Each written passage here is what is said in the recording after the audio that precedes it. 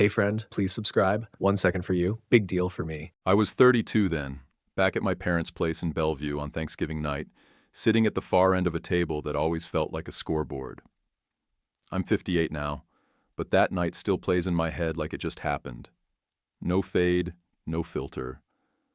Mom, Marla, was 2 glasses into the Pinot when she leaned over her plate and did her thing. "Colin's still single," she said, right over the roasted carrots, like it was a terminal condition. Across from her, my sister Tessa's husband, Darren, the heart surgeon who reminds you every 7 minutes, gave her shoulder a squeeze like he owned the deed to the house. My brother Wesley and his wife Camille sat locked in a brochure smile. The kids were buried in their tablets, headphones on. I let it hang, let her feel the weight of her own words. Then I set my fork down and said, "Not tonight." I wasn't there to audition. The rest could wait. Quick note: before listening, share in the comments which city or country you're watching from. And let's continue. And I wasn't sorry.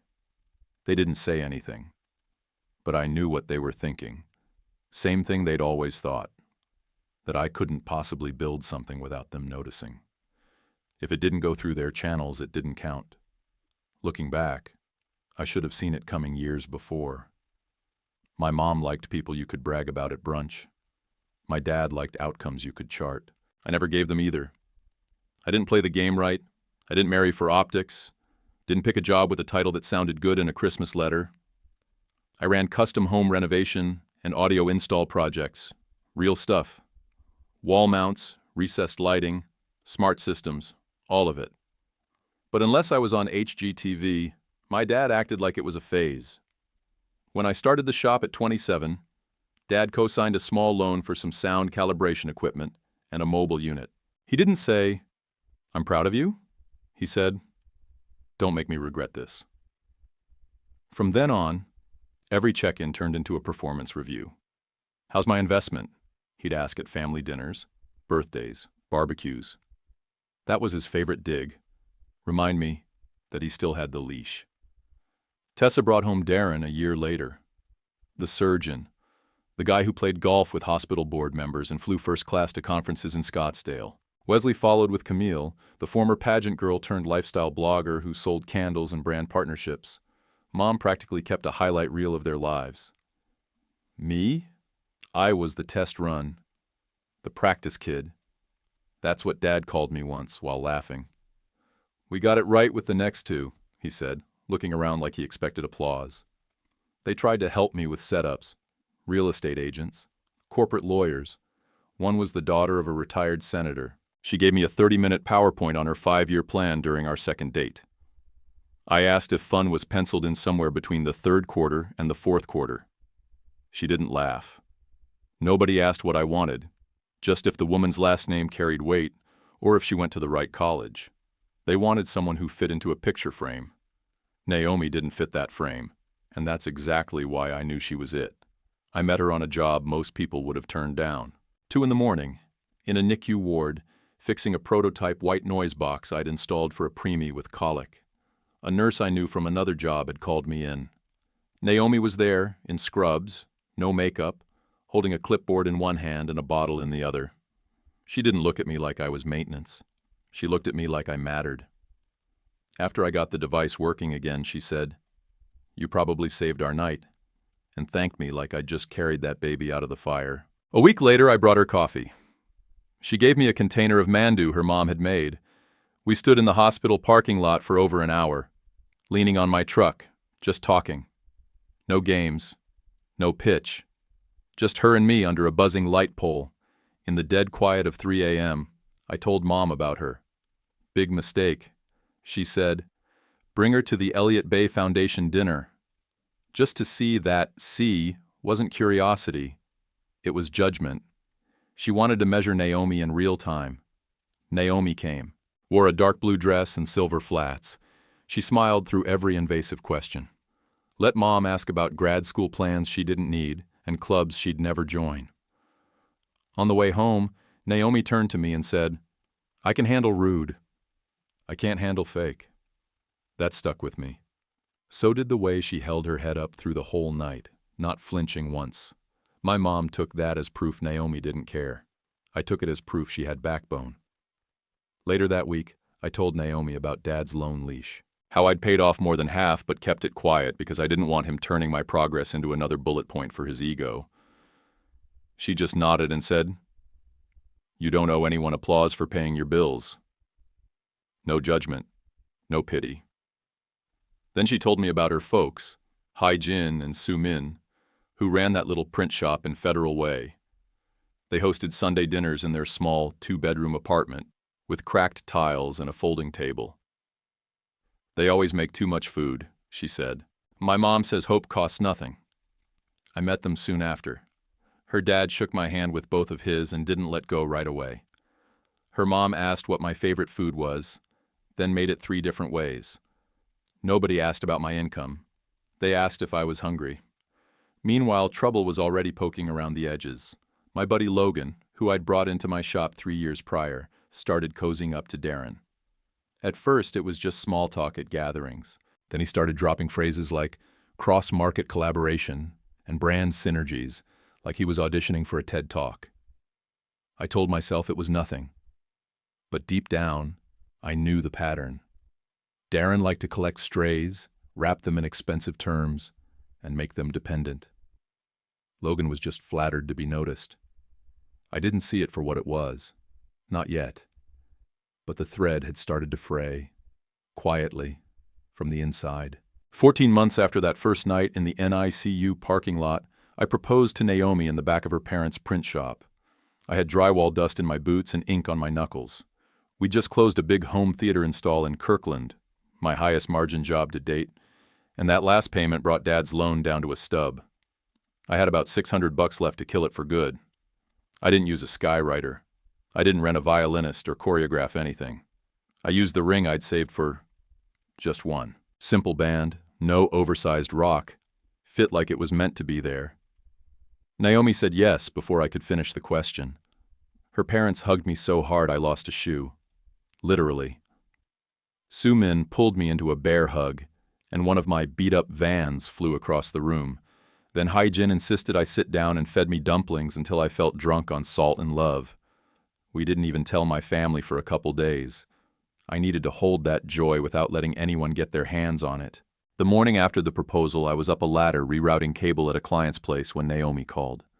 She sounded strange, tight, too calm. "You should hear this," she said, and put me on speaker. It was Mom's voice on voicemail, smooth and cold like a new countertop. "You'll make him small," she said. "My son needs someone who pushes him upward, not outward." Naomi didn't say a word while it played. She just looked at the wall and let it ride out. When the message ended, she said, "She doesn't know who you are." Then she saved the voicemail and deleted the missed call. I didn't hear about it until 3 weeks later. Naomi said she didn't tell me right away because she knew I'd light everything up. She was right. When we did bring it to the family, against every gut instinct we had, we tried to do it soft, polite, one step at a time. We showed up for a casual dinner at my parents' place that turned out to be plated like a banquet for people who don't eat. Mom opened with, "Where did you two meet again?" "A hospital?" She said hospital like it was a thrift store. "NICU," Naomi said. "I'm a nurse there." "Oh," Mom replied, setting down her fork. "So what are your long-term plans?" "I assume nursing is a stepping stone?" "She's in neonatal intensive care," I said. "She keeps premature babies alive." Mom smiled like she'd caught a mistake on a receipt. "Yes, but what's next?" Naomi kept her face steady. "I plan to keep saving newborns." Seems like enough Dad didn't help. He cornered Naomi near the fridge and asked if she understood the expectations of our family name. Our name. Like we were Rockefellers and not a couple with a joint Costco membership and a lawnmower that needed coaxing. We made it 22 minutes before Naomi leaned over and whispered, "I need to leave. Please don't argue." So we left, quietly. No door slam, no last word. We sat in my truck outside a 24-hour taco place just off I-45. Neither of us touched the food.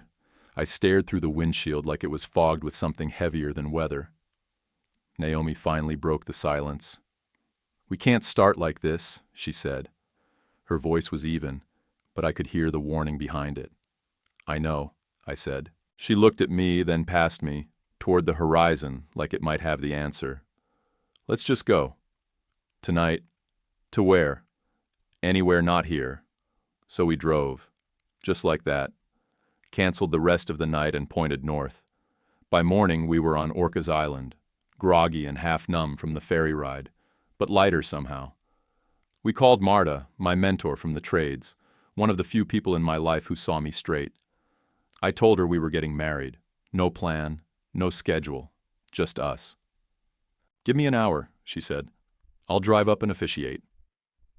That morning, Naomi's uncle helped me build a driftwood arch from scrap we found near the beach. It looked like it could fall over in a breeze, but it stood up straight for us. On August 23rd, we set our vows with our feet in the sand, under an arch we built ourselves. 72 people came. Her nursing friends, my shop crew, neighbors, my old fourth-grade teacher, even Mrs. Gallagher, who watched my dog when I had to work late, cried when Naomi said, "I do." We hauled up trays from a Korean spot in Seattle, bulgogi platters, japchae, kimchi pancakes, the day before. The drinks came in mismatched coolers. The pie was blueberry, from a diner in Anacortes that still used hand-stamped receipts. Naomi danced barefoot with her dad on boards we borrowed from a friend's truck bed. The tide came in faster than expected and soaked 3 folding chairs. Nobody cared. Logan didn't show. He texted me that morning. "Client says optics matter. Rain check." That should have been my cue. Should have known which way he was blowing. I took off my ring during work hours, too risky with power tools. Naomi wore hers on a chain, tucked under her scrubs. It was never about hiding. We just needed space, time, something untouched. We told her family. We celebrated with dumplings and soju and endless noise. We didn't tell mine. Not yet. We figured we'd wait until we had something built they couldn't bend. A life, not a sales pitch. We came back from the island and moved into a top-floor walk-up in Rainier Beach. Creaky floors, slanted counters, terrible parking. But it had light. Big windows that caught afternoon sun like it was trying to warm just us. Naomi's scrubs lived on the back of the kitchen chair. My tool belts lined up like boots by the door. You could hear the neighbors arguing through the walls and smell 6 different kinds of dinner in the stairwell every night. We loved it. Sundays were always at the Parks apartment. 15 people stuffed into one small living room, sitting on folding chairs and over each other's legs. 2 languages tangled in the air, sometimes 3. Someone was always singing over someone else, off-key and unapologetic. No one asked me about business margins or growth strategy. They asked if I was full, then handed me another plate before I could answer. That place taught me what a family room was supposed to feel like. Not decorated, just lived in. 19 months after we got married, I mailed the final loan payment to my dad's P.O. box. I didn't call, didn't put a note, just the check and a photocopy of the payoff statement marked closed. No ceremony, no victory lap. He never acknowledged it. That was fine with me. Felt cleaner that way. With the loan behind me, I bought a beat-up panel van in cash. White, rust around the wheel wells, one back door that stuck. I painted my business name on it by hand with a stencil kit and a paintbrush. It looked like a failed art project, but it was mine. It was honest. And it worked. I just finished a small audio upgrade for a boutique hotel in Everett when one of their execs pulled me aside. "You ever do full suite overhauls?" he asked. "Sure do," I said, even though I hadn't yet. But I figured it out. Designed it, pitched it, delivered on time and under budget. That job turned into a multi-property deal, just like that. It didn't make me rich, but it gave me leverage. Then Logan and Darren started sniffing around. First it was small business visibility, then it was strategic brand experience. Same garbage in a nicer font. They began accidentally looping my hotel clients into pitch threads. One of them actually opened with, We can help elevate what Colin's team started. Naomi saw me staring at the email. I didn't say anything. I didn't have to. She came over, rubbed the back of my neck and said, "You do good work. Let them talk." Then she left a laminated card on my desk. On one side, Korean phrases for emergencies. On the other, names of her uncles, so I wouldn't keep mixing them up.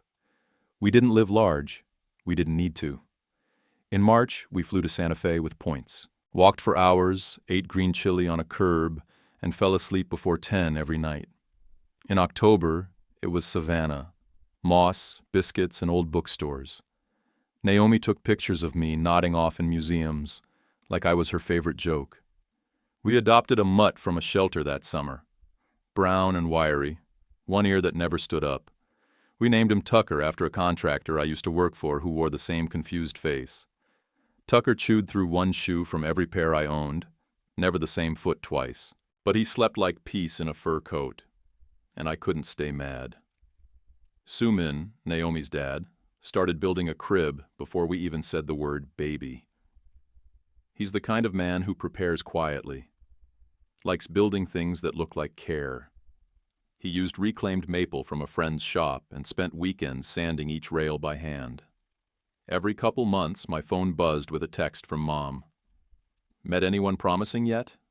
Or, saw an article on how men lose motivation after settling too early. Thought of you, I never answered. It was like she was talking to a version of me that hadn't existed in years, and honestly, maybe never had. I kept my head down, focused on the work. We didn't post photos. We didn't stage our lives for likes or family approval. We just lived it, quietly, steadily, like planting something and choosing not to dig it up just to prove it was growing. Still, I felt the tension creeping back in from the edges. I showed Naomi one of the client emails that had Darren's name on it. His signature sat at the bottom with all his titles, like he needed to remind the world every time he pressed send. "Why would he even want your hotel clients?" she asked. "Exposure," I said. "They don't care what I built. They just want to own the handoff." Naomi closed the laptop. "Let them climb each other. You don't need the ladder." I wanted to believe that.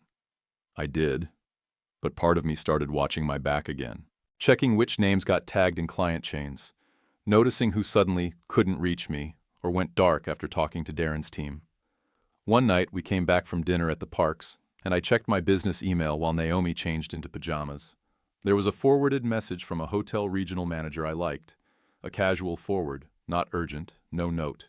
Inside was a pitch deck from Logan and Darren. Same hotel, same rooms. Their plan. My specs, just dressed up with different colors and buzzwords.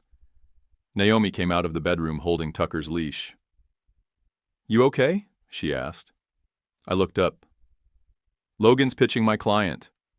Full handoff. She didn't blink. "Then you win them back. Do it like you always do." It wasn't just confidence. It was belief. That's the thing that got me. Naomi believed in me with no investment stake, no angle, just because she saw it. So I got to work, sketched a new pitch, called in Marta to consult on layout, put together 2 demo rooms with full AV setups and custom lighting, delivered them under budget with 3 days to spare. I didn't tell anyone. I let the work speak. That quiet life we were building, it was strong. The kind of strong that doesn't post selfies or show off receipts. It just keeps showing up, day after day. We didn't have headlines. We didn't have hashtags. We had Sunday dinners, one-eyed shoes, a crib in progress, and a mutt who thought he owned the couch. That was enough. That Thanksgiving, I showed up because Naomi looked me dead in the eye and said, "Closure is a thing, even if it hurts." I didn't want to go. I'd dodged every family dinner since the wedding. Birthdays, anniversaries, Tessa's baby shower, even Dad's retirement cookout. But Naomi said, "Avoidance isn't the same as peace." She's braver than me in that way. The house looked the same. It always does, like a catalog nobody lives in. The table was set like a wedding rehearsal. Name cards, folded napkins, crystal water goblets, napkin rings shaped like little crowns. Mom loves props. She thinks control is presentation. I found my place at the end of the table, always the end, always near the patio door where the draft hits your ankles. My name card was printed in script font, which made me laugh a little. Camille's doing, probably. Within 10 minutes, the scoreboard lit up. Mom dropped 3 hits without flinching. Mrs. Henderson's daughter married that federal judge. Tessa's twins just got into the Mandarin immersion program. Impossible wait list. And Wesley's podcast cracked 1,000 downloads last week. He's building something real. She looked right at me, at my thrift store blazer and button-down that was one tug from popping. "You don't even try anymore, do you?" she said. I felt 12 again, hands in my lap, waiting to be dismissed. I didn't respond, just sipped my water and watched Dad cut turkey like it owed him something. Then he pitched it. Between bites of stuffing, he cleared his throat and said, "There's a new development firm Darren's advising. They're looking for project leads. You could get in early, build your name, not just wire behind someone else's walls." I said, "I already have a business." He smiled like I'd said something cute. "Sure, but hobbies don't count." This would be real, scalable. Across the table, Darren smirked into his sparkling water like he'd just heard the punchline early. Camille joined in like it was tag team night. "Are you still doing that wiring stuff?" "You should talk to my friend Laurel. She rebranded her husband's whole business, gave it polish. I could connect you." "I'm good," I said.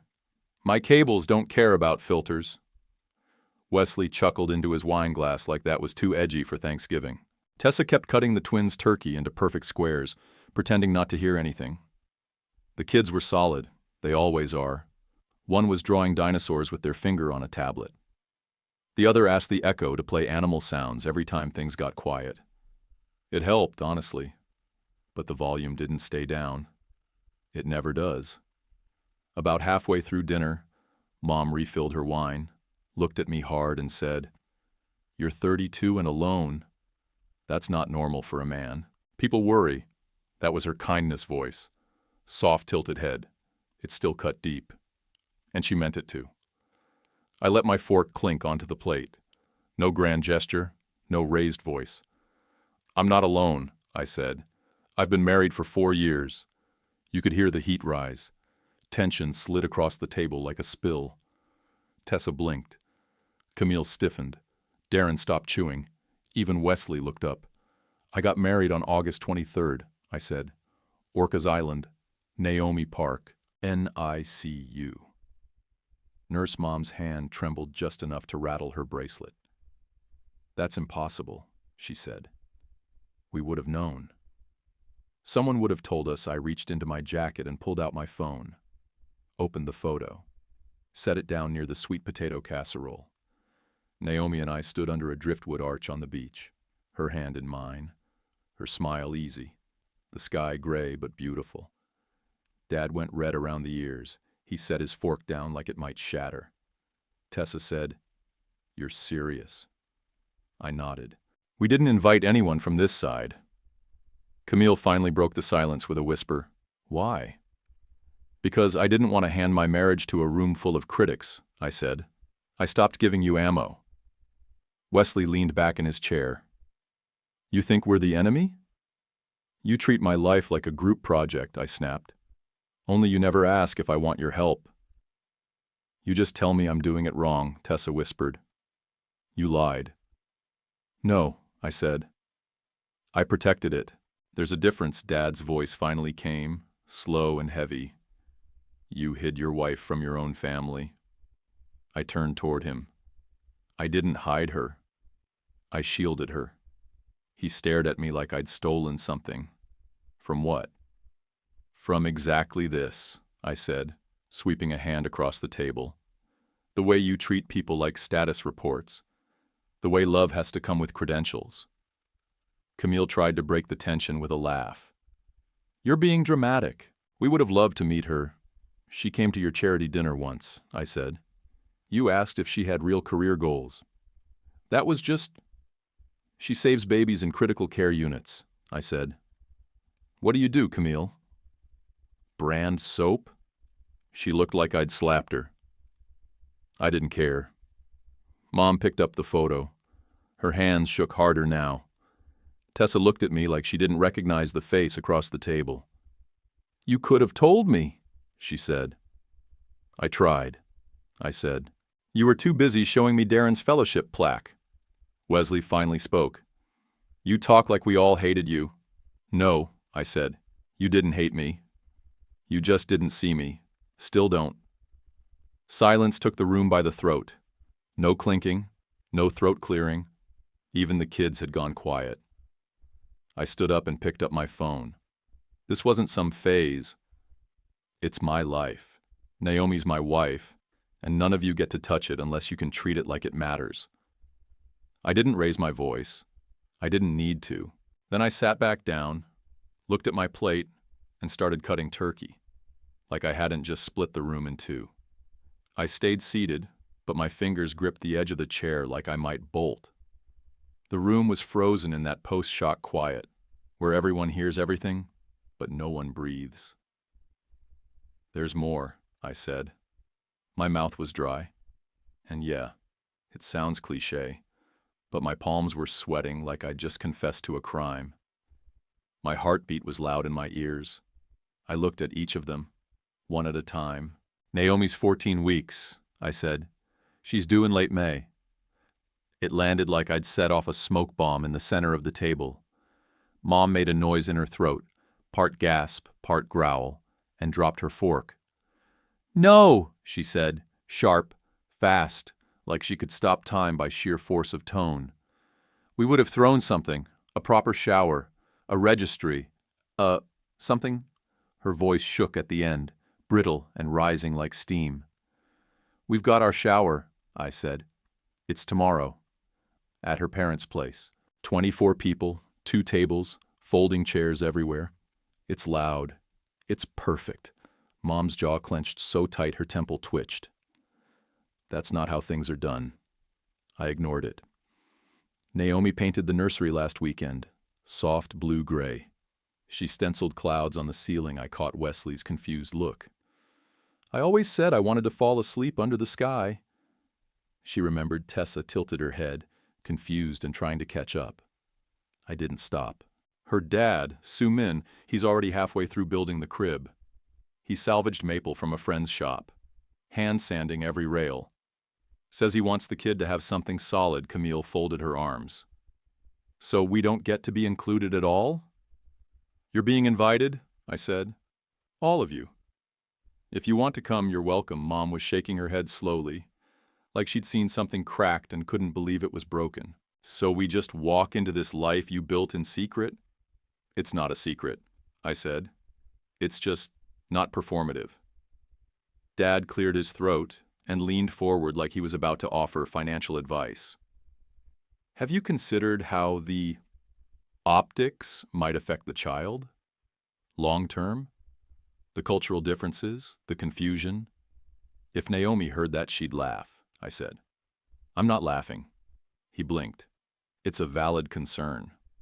"It's coded nonsense," I said. Tessa put her hand on his arm like she needed him to stop talking before he made it worse.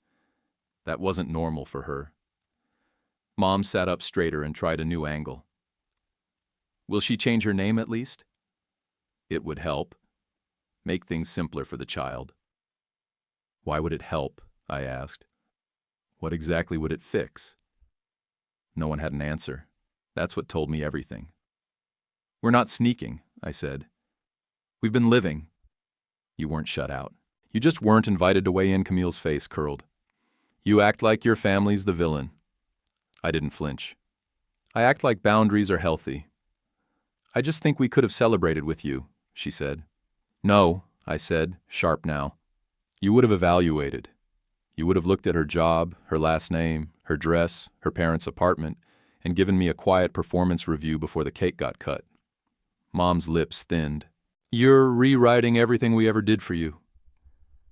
"You did what made you feel in control," I said. "That's not the same." Tessa finally spoke, barely a whisper. "Why didn't you tell me?" I turned toward her. "I tried. You talked about Darren's fellowship for 20 straight minutes, and then asked if Naomi had ever shadowed a real doctor. Her face cracked like a dropped plate. She didn't argue, just looked down at her lap. Wesley was quiet, which wasn't like him. His fingers tapped his water glass, the way they always did when he was working out what not to say. I pulled a folded card from my pocket and slid it across the table. That's the address. 2 p.m. Bring dessert if you want. Naomi's mom already made enough food for twice the crowd. Mom stared at it like it might explode. You can't just show up with an invitation after hiding your whole life from us. I'm not showing up with anything, I said. I'm offering a door. Walk through it or don't. Just know that the rules inside aren't the same as they used to be. Dad shook his head like I was being dramatic. You don't get to dictate the terms of family. I leaned in just slightly. Sure I do. I built my own. From scratch, with love, with people who show up without scoring points. Camille looked like she'd swallowed something sour. Are you really going to raise a kid this way? So cut off? I exhaled slowly. If cut off means not letting my kid think love comes with a price tag or a ranking chart, then yeah, that's exactly how I'm going to raise them. The room went still again. No one reached for their water. No one coughed. Even the twins were quiet, the kind of quiet that says this moment matters. Tessa looked at me again. Her voice was soft. What's their name? We're not saying yet, I said. But Naomi calls the baby Peanut when she rubs her belly, and I call them Kiddo, like my old foreman used to call me. Dad looked like he was trying to rewind everything and land us somewhere safer. But there wasn't a safe version of this anymore. We're not asking for approval, I said. We never were. But we're done hiding. You're either at the table or out in the driveway wondering what happened. I stood up, pulled my coat from the back of the chair and tucked my phone into the pocket. We'll be home around 9 tomorrow. If you come ready to eat and listen. That's all. I hadn't planned to go any deeper. I really hadn't. I figured dropping the baby news and the invite was the full dose. But Mom said something that tipped the whole thing off the shelf. I never tried to control anything, she said, soft and offended, like the suggestion itself was worse than anything she'd ever done. She really believed it, or wanted to. I pulled out my phone. Naomi had sent me a file years ago. Told me to keep it for when the truth needed a referee. I'd never played it in front of anyone. Until now. I tapped the screen, turned the volume up, and set the phone on the table. Mom's voice came out smooth, measured, 15 days after I proposed. He needs someone who lifts him, she said. You will keep him small. If you love him, you'll step aside. It ended with a beep. That tiny sound hit harder than the words. No one spoke, not even the kids. You could hear the dishwasher humming in the kitchen, the old kind that clicks when the heating element kicks in. Dad put his hand over his mouth, not to hide a reaction, more like to hold something in. Maybe a sickness, maybe shame.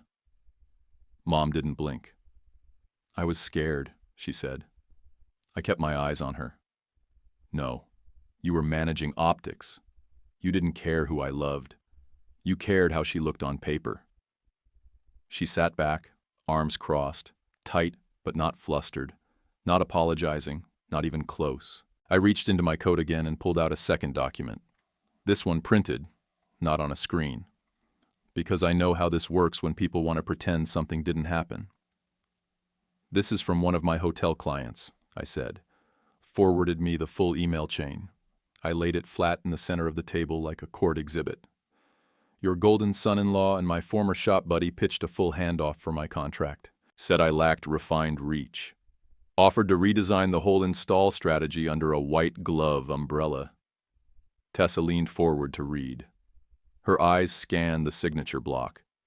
Darren had signed it with his full name and initials like a damn press release. He didn't even flinch. We were brainstorming, he said. No one committed to anything. It's business. Tessa stared at him like she didn't know the person in the chair beside her. I kept going. I delivered 2 model rooms on my own. Under budget. Got a 2-year extension 3 days ago. So I printed that too. I slid the signed extension across the table and tapped it once with my finger. Brainstorm that. Camille shifted uncomfortably. Wesley scratched the side of his face like maybe the table would say something to get him out of it. And Logan's out of my shop as of last week, I added. He knew what he was doing. Mom didn't blink.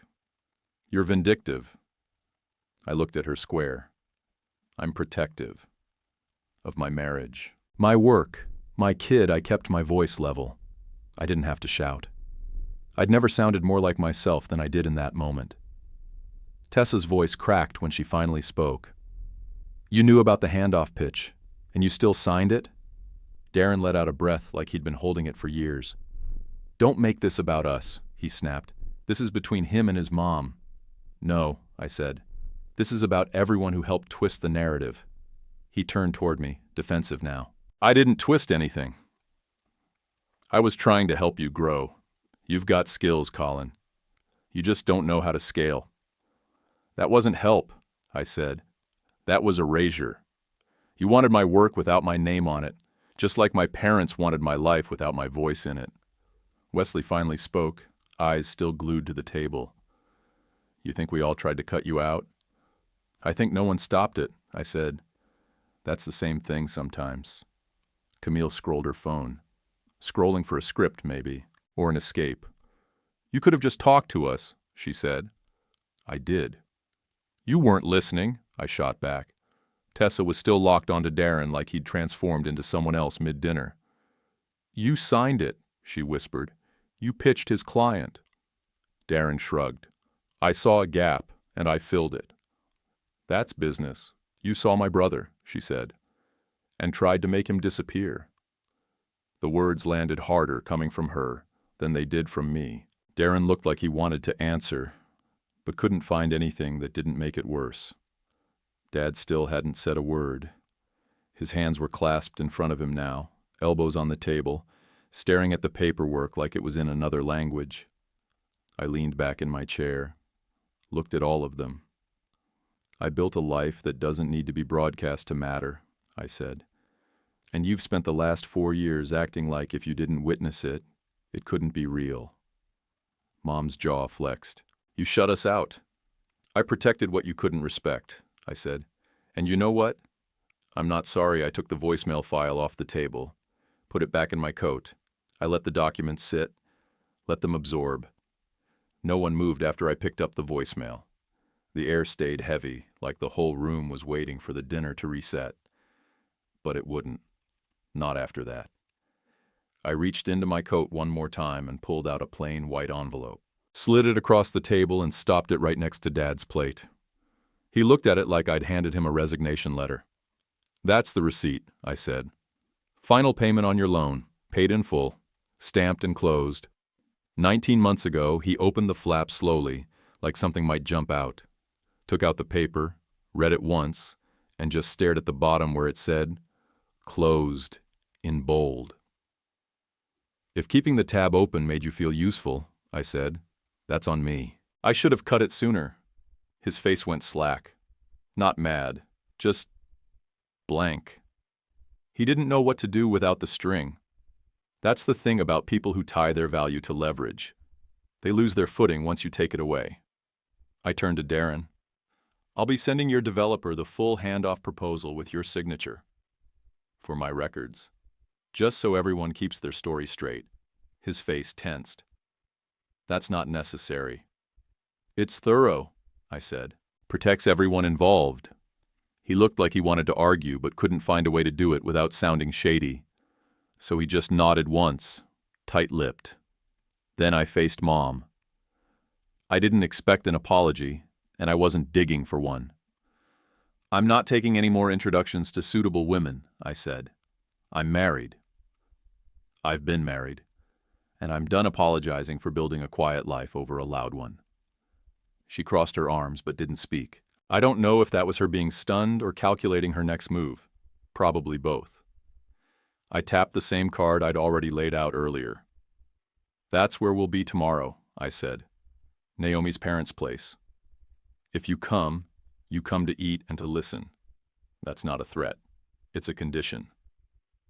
Dad squinted at the card, then looked at me like I was speaking in code. What does that mean exactly? It means you don't get to comment on Naomi's last name, I said. You don't critique her dad's English, or the size of their apartment, or how the food is different. You show up clean, or you don't show up at all. Tessa's voice was softer than I expected. I want to meet her. I nodded. Come tomorrow. She hesitated like she was weighing something inside herself, then gave a small nod, more like she was accepting a dare than agreeing to a plan. Wesley cleared his throat. Can I bring dessert or something? Bring an open hand, I said. They already made enough. He nodded too. No sarcasm, no eye roll. Just a man trying to step into something he hadn't touched in years. Camille didn't look up. She kept tapping her screen like a lifeline was about to come through. I didn't bother checking in with her. Mom was still staring at the card like it had a trick answer printed on the back. Will you send pictures of the baby? I didn't blink. Naomi will. That hit harder than I thought it would. Mom's eyes tightened at the corners, but she didn't argue. She believes people can change, I said. I'm on the fence. The room stayed quiet. Not heavy like before, just still.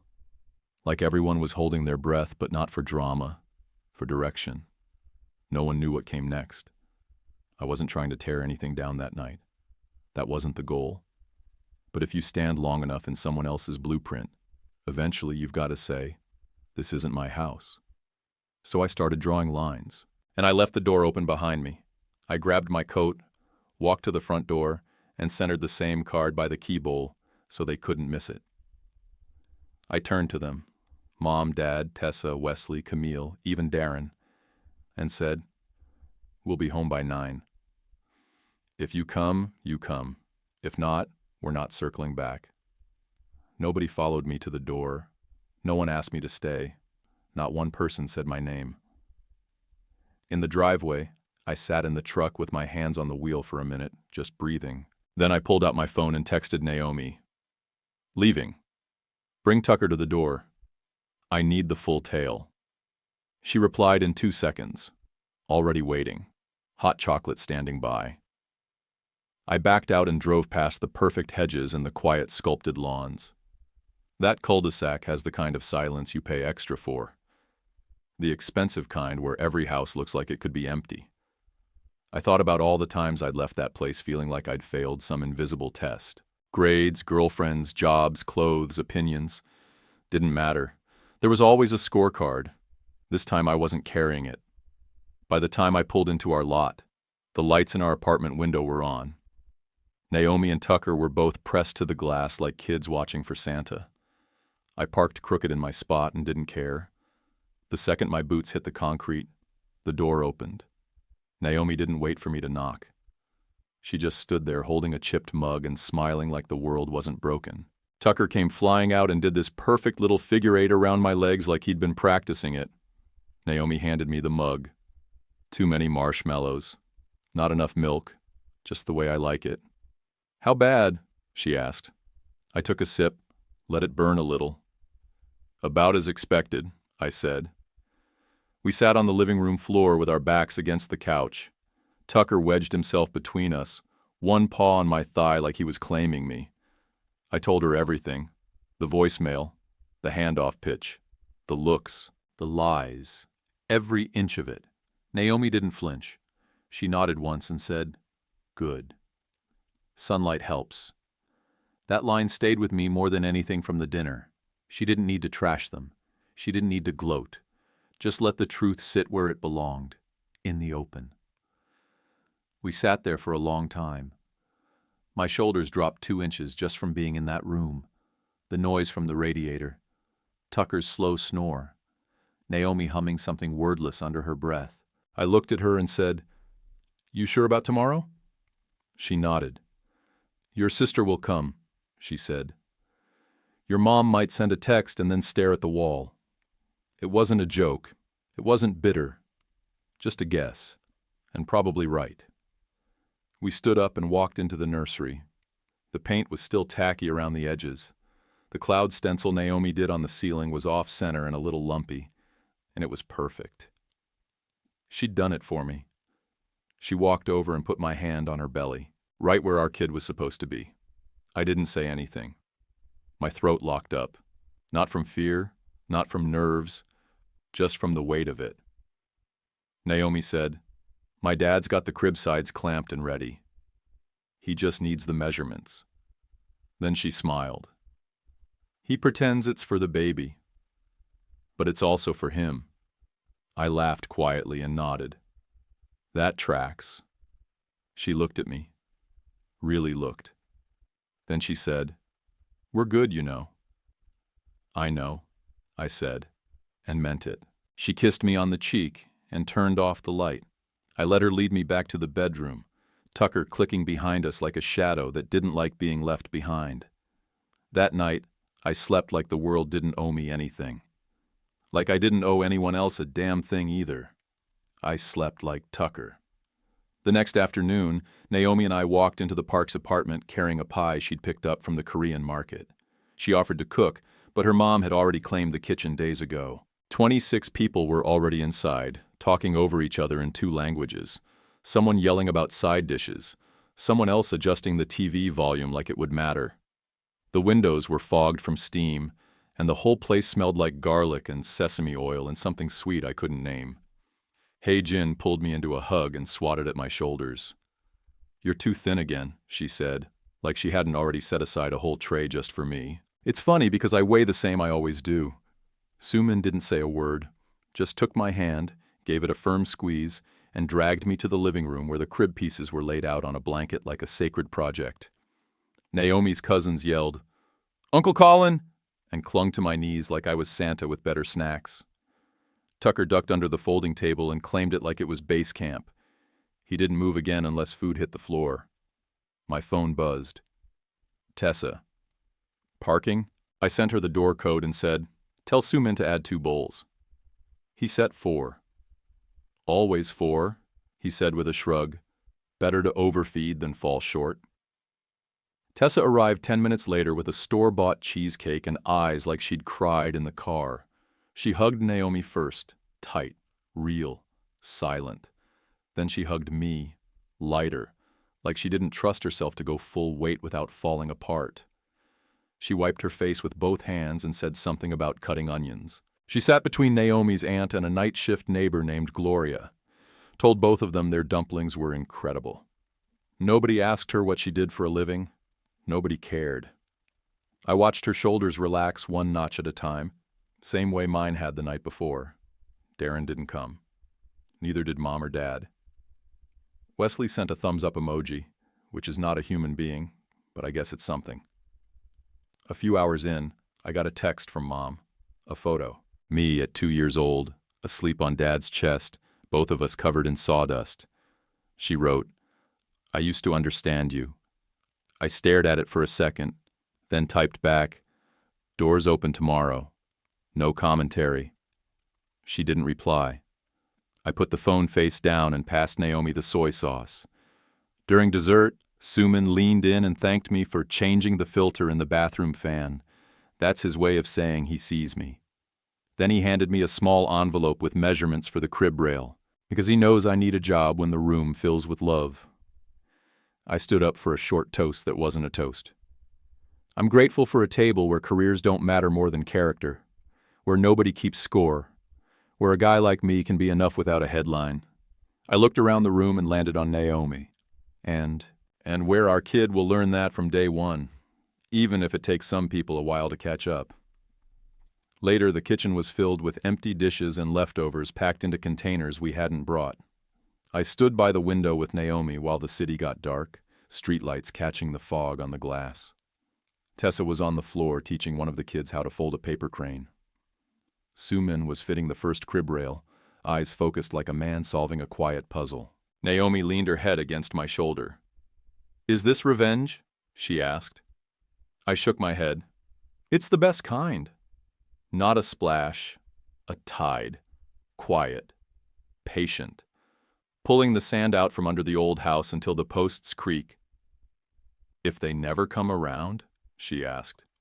They'll know they missed something real, I said. And if they do, the rules have changed. On our way out, Tessa hugged me again, slipped a note into my coat pocket. Dinner at our place next week. Just you two. No Darren. I nodded. That's not victory. That's movement. Back home, I took a photo of the measurements, texted it to Sumin with a thumbs up, then opened our family group thread. I posted one picture, the half-built crib, Naomi's hand resting on the stenciled ceiling, Tucker asleep under the table. Caption, "We're building anyway." Felt like driving a nail straight with one clean hit. Was I right to reveal the marriage and set hard boundaries, or wrong to hide it?